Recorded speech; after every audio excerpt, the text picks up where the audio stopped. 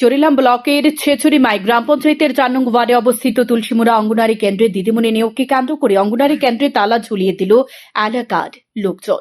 দীর্ঘ 2 বছর ধরে তুলসীমুড়া অঙ্গনারী কেন্দ্রে কোনো দিদিমণি ছিল না। হেল্পার দিয়ে চলে অঙ্গনারী কেন্দ্রটি। কয়েক মাস পূর্বে সমাজ কল্যাণ ও সমাজ শিক্ষা দপ্তর থেকে নির্দেশিকা জারি করা হয় নতুন করে দিদিমণি নিয়োগের জন্য। সে মোতাবেক ছেছুরিমাই গ্রাম পঞ্চায়েতের 4 নং ওয়ার্ডে 3 জন এবং 3 নং ওয়ার্ডে 1 জন ইন্টারভিউ দিয়েছিল। দপ্তরে জারি করা নোটিশে উল্লেখ ছিল যে ওয়ার্ডে অঙ্গনারী কেন্দ্র অবস্থিত। সে ওয়ার্ড থেকে কোনো কর্মী পাওয়া না গেলে তবে অন্য ওয়ার্ড থেকে কর্মী নিয়োগ করা হবে। কিন্তু 4 নং ওয়ার্ডে 3 জন ইন্টারভিউ দেওয়ার পরেও 3 নং ওয়ার্ড থেকে কর্মী নিয়োগ করা হয়েছে। তাই এলাকার লোকজন বুধবার সকালে তুলসীমুড়া অঙ্গনারী কেন্দ্রে তালা ঝুলিয়ে দেয়। এলাকার লোকজনের বক্তব্য, 4 নং ওয়ার্ডের 3 জন মহিলা ইন্টারভিউ দেওয়ার পরেও কেন অন্য ওয়ার্ড থেকে তুলসীমুড়া অঙ্গনারী কেন্দ্রে দিদিমণি নিয়োগ করা হয়েছে।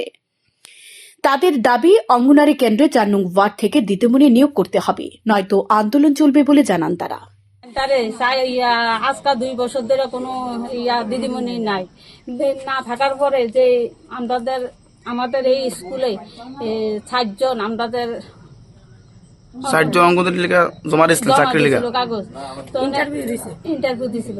তো ওখানে যে কথা ছিল যে আমাদের যে ওয়ার্ডের অঙ্গনারী সেন্টার এই সেন্টারের এই ওয়ার্ডের লোক নিয়োগ করার কথা ছিল, সরকারি নিয়ম। এই জায়গায় এখন আমরা যে ওয়ার্ডে যদি যোগ্যতা না থাকতো তাহলে অন্য ওয়ার্ড থেকে আইনা নিয়োগ করতে পারতো। কিন্তু এই কারণে আমরা এই অঙ্গনারী সেন্টারে তালা দেওয়া উচিত। তারা তালা দিচ্ছে স্কুলে। আমি তো স্কুলের হেল্পার, আমার স্কুলে দিদিমণি নেয় যে 2 বছর। তারপরে তারা কইতেছে আমরা ওয়ার্ডের দিদিমণি নিয়োগ করছে না, তুমি তালা খুলতে পারতাম। দিদিমণি যতদিন আমরা ওয়ার্ডের নিয়োগ না করে ততদিন তালা খুলে দিত। অন্য সেন্টারে অন্য ওয়ার্ডের দিদিমণি নিয়োগ করছে। এখন বর্তমানে স্কুলটা কেমনে চলতেছে? দিদিমণি আমি চালাইতেছি আর আমার হেল্প করতেছে আর সেন্টারে দিদিমণি, ও পবিত্র দাসপাড়া দিদিমণি শিখা দাস। এখন দেখার বিষয় সংশ্লিষ্ট দপ্তর স্বচ্ছ নিয়োগ নীতি মেনে কতটা সঠিক ব্যবস্থা নেয়। শান্তন টিভি।